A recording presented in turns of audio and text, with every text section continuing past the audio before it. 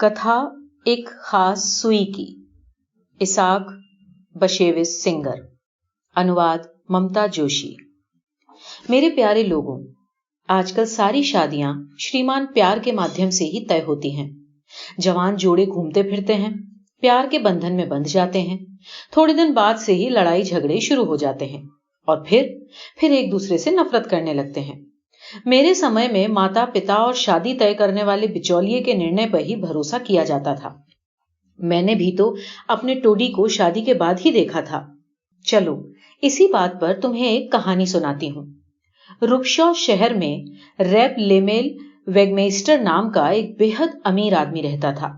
उसकी पत्नी एस्थर रोजा बहुत सुंदर थी और अपने बालों के ऊपर हमेशा एक काली लेस का दुपट्टा ओढ़े रहती। गोरी चिट्टी काली आंखों वाली एस्थर रशियन, पोलिश, जर्मन और शायद फ्रेंच भाषा की भी जानकारी रखती थी। वो पियानो भी बजाती थी। उनका एक ही बेटा था, बेन जायोन। मां बेटा स्वभाव और पसंद नापसंद के मामले में एकदम दो बूंदों के समान, यानी एक जैसे। बेन आकर्षक लिबास में जब भी शाम को घूमने निकलता तो उसका गोरा रंग, काले बाल और स्वस्थ कद काठी देखकर जवान लड़कियां दिल थाम कर रह जाती और खिड़कियों के पीछे छिप छिप कर उसे ताकती। अकूत संपत्ति का अकेला वारिस, घर का काम काज देखने के लिए अनेक कार्यकर्ता, लिहाजा एस्थर अपने बेटे के लिए दिन भर एक अच्छी बहू लाने के ख्वाब देखती। कोई लड़की उसे सुंदर नहीं लगती तो कोई बुद्धिमान नहीं लगती। आधे पोलैंड की सुंदर लड़कियों में कोई न कोई कमी निकालकर एस्थर कुछ खास गुण वाली कन्या ढूंढने की फिराक में थी। वो कहती, मैं नहीं चाहती कि कोई मेरे बेंजी को सताए।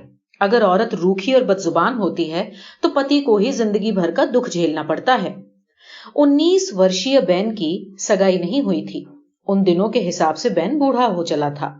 उसके पिता का कहना था कि मां की मीन मेख निकालने की आदत की वजह से लड़का शायद कभी शादी ही न कर पाए।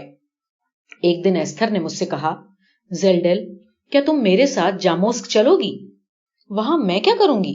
मैंने पूछा। उससे तुम्हें क्या, तुम मेरी मेहमान बनकर रहोगी, एस्थर ने कहा। एस्थर की निजी घोड़ा गाड़ी थी, पर आज वो साधारण गाड़ी में यात्रा कर रही थी।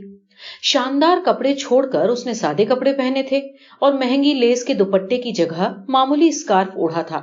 जरूर बहू की तलाश में उसने अपना वेश बदला होगा, पर एस्थर से ऐसे कौन पूछ सकता था? मन होगा तो बताएगी, नहीं तो निशब्द चुप्पी। मैं तो क्या, किसी की भी पूछने की जरूरत नहीं होगी। खैर, रास्ते में उतरकर हम दोनों बैरिश लुब्लेनर की मशहूर दुकान पर चल पहुंचे। उस स्टोर में सब कुछ उपलब्ध था। सुई, धागा, स्वेटर बनाने के लिए ऊन और तमाम तरह के रोजमर्रा का सामान। स्टोर के कोने में एक व्यक्ति, जो शायद दुकान का मालिक था, बही खाते में हिसाब लिख रहा था। दूसरे छोर पर बने काउंटर के पीछे एक लड़की खड़ी थी। उसकी आंखों में जैसे एक ज्वाला धधक रही थी। क्या आप लोग यहाँ अजनबी हैं? मैं आपके लिए क्या कर सकती हूँ? हाँ, हम बाहर से आए हैं, एस्थर ने कहा। अच्छा, क्या दिखाऊं आपको? एक सुई, एस्थर बोली। ऐसे ही एस्थर ने सुई की फरमाइश की और लड़की आंख बबूला हो गई। 2 औरतें और एक सुई? उसने तंज किया। लड़की की नाराजगी एक तरह से सही थी। सुबह सुबह बोहनी के समय अगर कोई ग्राहक सिर्फ सुई की मांग करे तो व्यापारियों का मानना था कि पूरे हफ्ते अपशगुन होता है। हाँ, अगर सुई के अलावा साथ में बटन, धागा इत्यादि भी हो तो व्यापार में कोई नुकसान नहीं होगा। हाँ, पर मुझे केवल एक सुई ही चाहिए। एस्थर रोजा जैसे अड़ गई। लड़की ने सुई का एक पूरा डिब्बा सामने लाकर रख दिया। कुछ और सुइयां भी तो होंगी तुम्हारे पास, एस्थर ने आग्रह किया। क्यों, इनमें क्या खराबी है? लड़की ने खिसिया कर कहा। इनके छेद छोटे हैं, मुझे धागा डालने में दिक्कत महसूस होगी। मेरे पास यही है, लड़की ने गुस्से में तमतमाते हुए कहा। अगर आप देख नहीं सकती तो अपने लिए चश्मा क्यों नहीं बनवा लेती? एस्थर रोजा भी टस से मस नहीं हुई। क्या तुम दावे के साथ कह सकती हो कि और सुई नहीं है? इस बार लड़की ने एक दूसरा डिब्बा काउंटर पर लगभग पटक कर दिखाया। अरे, इन सुइयों में भी धागा बड़ी मुश्किल से डलेगा। इस पर लड़की ने डब्बा अपनी ओर खींचकर चिल्लाते हुए कहा, आप लुब्लिन जाकर अपने लिए खास सुई की फरमाइश क्यों नहीं करती हैं? इस बात पर स्टोर में खड़ा मालिक हंसकर बोला, लगता है आपको जूट का बोरा सिलने के लिए मोटी सुई चाहिए। लड़की ने चीख कर कहा, हिम्मत तो देखो, धेले भर के पैसे के लिए इतना नखरा दिखाते हैं लोग। एस्थर रोजा ने लड़की को परख लिया था। मेरी ओर देखकर एस्थर ने कहा, चलो ज़ेल्डेल, न तो मुझे रूखा बोरा सिलना है, न ही बोरे जैसी रूखी लड़की झेलनी है। चलते समय लड़की ने पीछे से जोर से कहा, कैसे कैसे गंवारों से पाला पड़ता है, अच्छा हुआ मुक्ति मिली। खैर, स्टोर में जो कुछ भी हुआ मुझे अच्छा नहीं लगा। मुंह का स्वाद कसैला सा हो गया। एस्थर रोजा पर जैसे इस बार पक्की तरह बहू ढूंढने का भूत सवार था। इस बार उसने रैप ज़ेलिग इब्सेर के स्टोर पर धावा बोला। पहले वाले स्टोर के मुकाबले में ये दुकान कुछ छोटी थी। यहां भी एक लड़की काउंटर के पीछे थी, लाल लाल बाल और हरी आंखों वाली, प्यारी, लेकिन चेहरे पर छिटके थे कई छोटे बड़े तिल। एस्थर रोजा ने वही सवाल करना शुरू किया, क्या सुई मिलेगी? जवाब मिला, जी हां, हम सब प्रकार की चीजें बेचते हैं। मुझे बड़े छेद वाली सुई चाहिए क्योंकि मुझे साफ दिखाई नहीं देता। ठीक है, मैं आपको सभी तरह की सुइयां दिखा देती हूं, जो आपको ठीक लगे आप ले लीजिएगा। एक चोर की तरह मेरा दिल धड़क रहा था। लड़की एक साथ 10 डिब्बे लेकर आई और बोली, अरे आप खड़ी क्यों हैं? ये स्टूल लीजिए और कृपया बैठ जाइए।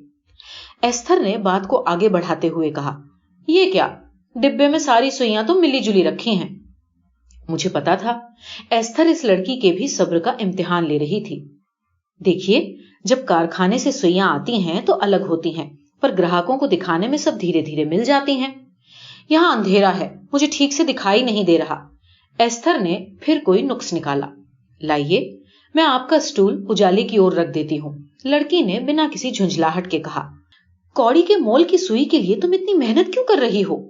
लड़की ने जवाब में कहा, तालमुद में कहा गया है कि चाहे कौड़ी के मोल का सामान हो या लाखों का, उसूल एक ही होना चाहिए, यानी ग्राहक की खुशी, वो सर्वोपरि होनी चाहिए। देखिए ना, आज आप एक सुई के लिए आई हैं, कल शायद आप दहेज के लिए महंगा साटन का कपड़ा खरीदने आ जाएं। अच्छा, अगर ऐसी बात है तो बैरिश लुब्निनर के स्टोर के मुकाबले यहां तो कोई दिखाई नहीं देता, वहां तो भीड़ लगी रहती है। एस्थर ने जानकर दिल दुखाने वाली बात कही। लड़की गंभीर हो उठी। मुझे लगा कि एस्थर हद से ज्यादा रुखाई से पेश आ रही थी। देखिए, सब कुछ ईश्वर की कृपा से ही होता है, लड़की ने उसी शांत भाव से उत्तर दिया। एस्थर अपना स्टूल उठाने के लिए आगे बढ़ी। अरे नहीं, रहने दीजिए, मैं रख दूंगी, आप तकलीफ मत कीजिए। रुको, मैं तुमसे कुछ कहना चाहती हूं। एस्थर ने लड़की को रोक कर कहा। आप क्या कहना चाहती हैं? घबराकर लड़की ने स्टूल पर बैठते हुए कहा, मैं तुम्हें अपनी बहू बनाना चाहती हूं। लड़की का रंग खड़िया की तरह सफेद हो गया।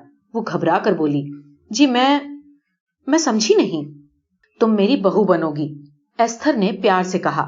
मैं रुपशॉ के मशहूर रेब लेमेल वेगमेस्टर की पत्नी हूं और यहां सुई ढूंढने नहीं, बल्कि अपने इकलौते बेटे के लिए बहू ढूंढने आई थी।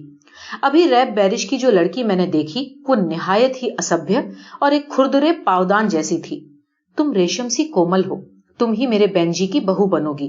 अपना सर झुकाओ बेटी, मैं तुम्हें ये माला पहनाना चाहती हूँ, ये तुम्हारी सगाई की निशानी है। लड़की के माता पिता को जब सगाई की खबर मिली तो वो भागते हुए स्टोर में आए। वातावरण में बधाई और खुशी के संदेश गूंजने लगे। किसी ने रैब बैरिश की लड़की इट्टी को भी सगाई का संदेश दिया तो वो दुख के मारे फूट फूट कर रो पड़ी। एस्थर ने अपने बेटे की शादी धूमधाम से संपन्न की। मैंने तो सगाई और शादी में जी भर के नृत्य किया। दूल्हा दुल्हन का जोड़ा फाख्ता चिड़ियाओं की तरह आजीवन प्यार में डूबा रहा। 1 वर्ष बाद सुंदर संतान हुई। एस्थर रोजा का चुनाव 100% सही निकला। और आपको बताऊं कि इट्टी का क्या हुआ? किस्मत जब खराब होती है तो सब कुछ उल्टा पुल्टा हो जाता है। जिस दिन से इट्टी को पता लगा कि एस्थर रोजा ने उसे सुई की वजह से त्याग दिया था, उस दिन से वो गहरे सदमे में थी। उसने ग्राहकों को सामान बेचना छोड़ दिया। वो दिन रात उसी बात को याद करके रोती थी। शादी तय करने वाले बिचौलिए उसके लिए कई प्रस्ताव लेकर आते, पर वो इनकार कर देती। उसकी स्टोर में दिलचस्पी खत्म होने से व्यापार में भारी घाटा हुआ। कुछ वर्षों अवसाद में बिताने के बाद उसने लुब्निन के एक तलाकशुदा व्यक्ति से शादी रचा ली। उसके कोई संतान नहीं हुई। जीवन के सारे दुर्भाग्यों को वो एस्थर रोजा की बहू फ्रिडा गिट्टेल के मत्थे मड़कर उसको कोसती और मानसिक परेशानियों के चलते नीम, हकीम और वैद्यों के अलावा चिकित्सकों के पास किसी न किसी बीमारी का निदान पाने के लिए भागती रहती। एक दिन कपड़ा सीने के दौरान सुई में धागा डालने के लिए उसने सुई अपने मुंह में दबाई। तत्काल उसे गले में चुभन महसूस हुई और सुई गायब।